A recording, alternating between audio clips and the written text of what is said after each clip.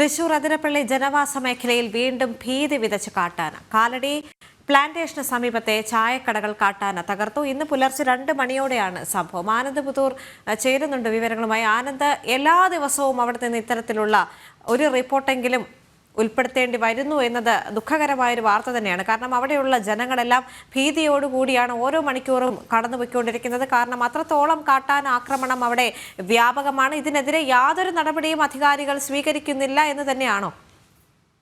തീർച്ചയായിട്ടും അങ്ങനെ തന്നെ വേണ്ടിവരും മനസ്സിലാക്കാൻ. കാരണം ഈ കഴിഞ്ഞ ദിവസമാണ് ഇത്തരത്തിൽ ഈ കാട്ടാന അവശ നിലയിൽ റോഡിലേക്ക് ഇറങ്ങി ഗതാഗതം മണിക്കൂറുകളോളം തടസ്സപ്പെടുന്ന ഒരു സംഭവം അതിരപ്പള്ളി ഭാഗത്തുണ്ടായത്.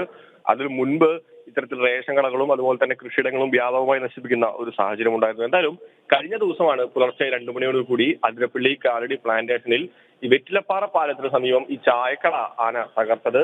ജിജോയുടെ ചായക്കടയാണ് ഈ കാട്ടാന തകർത്തത്. ഈ ശബ്ദം കേട്ട് തൊട്ടടുത്ത ക്വാർട്ടേഴ്സിലെ ആളുകൾ എഴുന്നേറ്റ് നോക്കിയപ്പോഴാണ് ഈ കാട്ടാന കട നശിപ്പിക്കുന്നതായി കണ്ടത്. ഈ തൊട്ടടുത്തുള്ള ജോസഫിന്റെയും ദാസിന്റെയും ചായക്കടകളും ഭാഗികമായി ഈ കാട്ടാന തകർത്തിട്ടുണ്ട്. എന്തായാലും ഈ നാട്ടുകാരുടെ വലിയ പ്രതിഷേധം തന്നെയാണ് ഉയരുന്നത്. എത്രയും പെട്ടെന്ന് വനംവകുപ്പും അധികൃതരും ഒരു വേണ്ട നടപടികൾ കൈക്കൊള്ളണമെന്നാണ് ഉയരുന്ന ആവശ്യം. ശരി.